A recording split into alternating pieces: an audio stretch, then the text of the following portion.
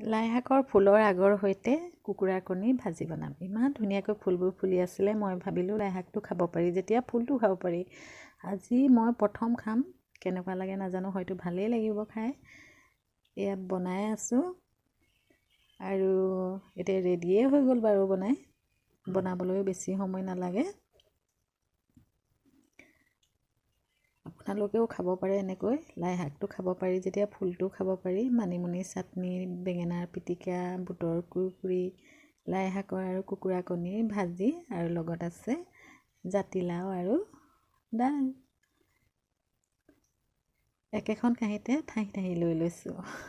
2-3খন কাঁহীনো কিয় লেতেৰা কৰোঁ বা প্লেট লেতেৰা কৰোঁ। এয়া ৰেডিয়ে হৈ গ'ল। ইমান সময় আপোনালোকে ভিডিঅ'টো চোৱাৰ বাবে ধন্যবাদ। লাই শাকৰ ফুলৰ কণী ভাজিটো কিন্তু খাই বহুত ভাল লাগিছে দেই।